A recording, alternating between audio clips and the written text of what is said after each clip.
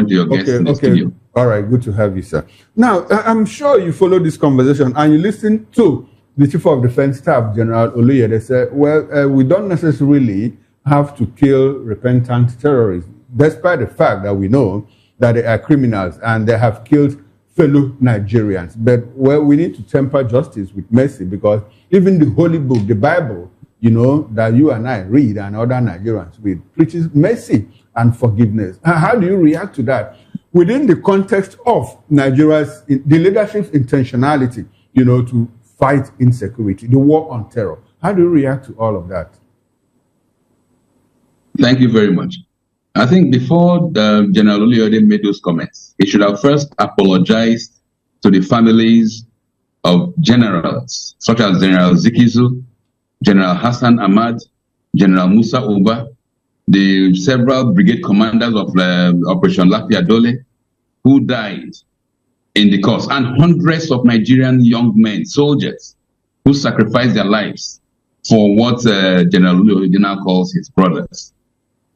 We should apologize to those families. We should apologize even to, because they died in vain. They died absolutely. It was a useless death from what the general is saying. And it's so sad. It's so sad because it is now clear that our security, the generals, those who from the National Security Advisor, who has said these are his brothers, to what Oluyede is now saying, that these characters have no idea what they are up against. They don't understand that these terrorists, these Islamist jihadist terrorists, are ISIS linked. They are linked to the Islamic State in Iraq and Syria, ISIL. They are part of Islamic ISIS West Africa, ISWA. So they think these guys are their brothers. That shows that we simply they don't even understand what is happening. They think these are just like ragtag. The other day they were called ragtag. Who are you calling ragtag? These guys received sophisticated machineries, sophisticated weapons, sophisticated trainings, even perhaps more than what the soldiers of Nigerian military received.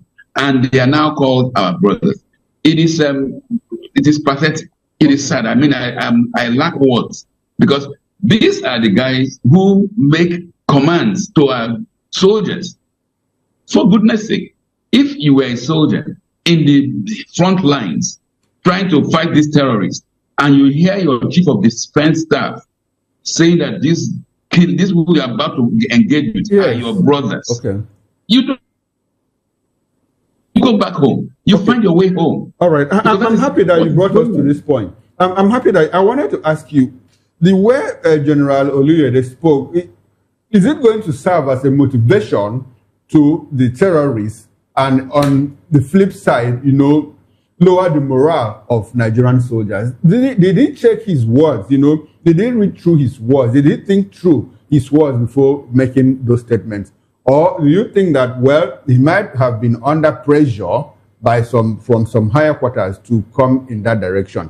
Because this is one who has been chief of army staff, the whole of Nigerian army. He had his commanders, in the battlefield. And he's saying, well, and some of his commanders, like you said, died, on the line of duty. And this is a man that has come out to say, well, though they have killed fellow Nigerians, we don't necessarily need to kill them. Isn't it going to serve as a motivation to the terrorists and lower the morale of Nigerian soldiers? What do you think? Oh, certainly. Certainly it will enhance, it will boost the morale of these terrorists. They will now go and kill with joy, knowing that even the hierarchy of our institutions believe that they are brothers. And it was not a slip of the tongue. It was a well thought out policy of this Bola Tinubu regime. If you recollect, not a few days ago, the National Security Advisor uttered the same words, that these are our brothers. So nobody should say that it's a game plan. And more ridiculous is the biblical version, or the biblical verse General Oluyede tried to quote, the case of the prodigal son. The prodigal son did not come with guns ablazing, shooting at his father's house before he was welcome. The prodigal son would have been killed if he had done that. But then this man says these are our brothers. It's a pity. I really apologize. And that is the reason why in the Southeast, and some parts of Nigeria, young men cannot enter the military because they know that this is the intent. This is the base of what the military hierarchy is. They want you to go and be as if you're fighting your brothers, and they take the accolades. Now, more particular is this. Why are these terrorists your brothers? And the same government derives joy in incarcerating Nnamdi Kanu. I mean, you have to make that analogy. This is a man who is just asking for the liberation of his own people, and you put him in jail, you label him all sorts, and the people who are killing Nigerians, burning churches, destroying our military fabric, killing our generals are your brothers? For goodness sake, who do we have in prisons in Nigeria?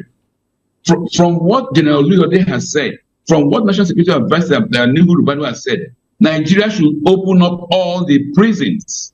Because what you have there, you have only scam artists, criminals, thieves, armed robbers, murderers. Brothers, let us reintegrate them. Let us rehabilitate them. Let us know that there's no need, no laws in this country again. All right then. Shame on these characters. Shame on them. Thank you very much. All right then. Thank you.